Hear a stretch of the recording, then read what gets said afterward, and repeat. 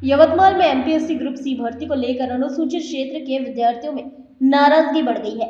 छात्रों का आरोप है कि ऑनलाइन आवेदन प्रक्रिया में पीईएसए का विकल्प उपलब्ध नहीं कराया गया, जिससे अनुसूचित क्षेत्र के विद्यार्थियों को नुकसान हो रहा है। विद्यार्थियों का सवाल है कि जब चंद्रपुर जिले में पीईएसए के तहत पद निकाले गए तो यवतमाल के लिए ऐसा विकल्प क्यों नहीं दिया गया। छात्रों ने आदिवासी विकास मंत्री अशोक उइके पर भी इस मामले को लेकर नजरअंदाज करने का आरोप लगाया है। एमपीएससी आवेदन की अंतिम तारीख 10 अगस्त होने के चलते विद्यार्थियों ने तत्काल पीईएसए का विकल्प उपलब्ध कराने और आवेदन की समय सीमा बढ़ाने की मांग की है। छात्रों का कहना है कि यदि उनकी मांगों पर जल्द फैसला नहीं लिया गया तो वे सड़कों पर उतरकर आंदोलन करेंगे। विद्यार्थियों ने सरकार और प्रशासन से भर्ती प्रक्रिया में समान अवसर और पीईएसए के प्रावधानों को लागू करने की मांग की है।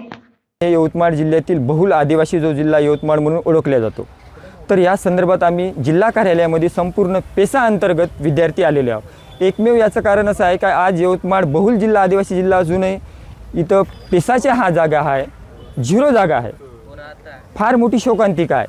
कारण तर याचं एकमेव असं कारण आहे की इथचं प्रशासकीय जो डिपार्टमेंट आहे, आदिवासी जे खातं आहे हे बोगस खातं आहे। कारण ते कुठेतरी डावलले जात आहे।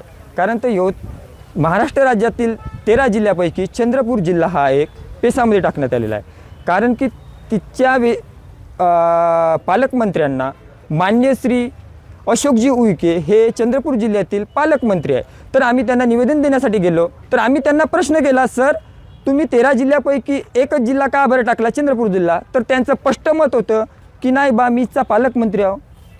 त्यांनी या गोष्टीचा विचार करायला पाहिजे होता की चंद्रपूर जिल्ह्याचा पालकमंत्री नसताना सर्वप्रथम मी महाराष्ट्र राज्याचा आदिवासी विकास मंत्री आहो। इथचा माझा प्रत्येक आदिवासी विद्यार्थी हा बेरोजगार असल्यामुळे मी इथचा पहिले विचार करीन आणि महाराष्ट्रातल्या संपूर्ण आदिवासी विद्यार्थ्याचा विचार करील। या गोष्टीचा विचार नको ते करता बाकीच्या 12 जिल्ह्यांना डावलण्यात आलेला आहे।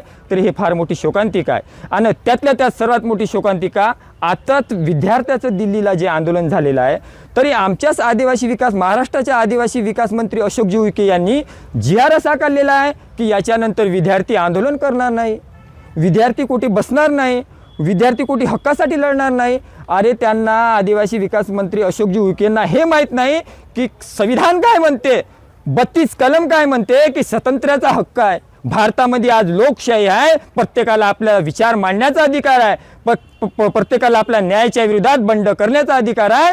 तर आज आम्हाला जी.आर.च्या माध्यमातून जर आमच्या विद्यार्थ्याचे आंदोलन मोडण्याचा प्रयत्न करत असेल तर शेवटी आम्ही बिरसा मुंडाचा तीरकामटा सुद्धा हातामध्ये घेतल्याशिवाय सोडणार नाही। आणि ह्या आदिवासी मंत्र्यांना व आदिवासी बंडखोरांना आम्ही रस्त्यावरून आणून शेवटी वेळ पडलं तर त्यांना वळवून सुद्धा आमच्या हक्काच्या जागा व आमच्या हक्काच्या नोकऱ्या हिसकावून घेतल्याशिवाय राहणार नाही। हे माझा महाराष्ट्रातल्या संपूर्ण आदिवासी विद्यार्थीतर्फे इच्छा आदिवासी विकास मंत्र्यांना इशारा आहे। जय श्री राम।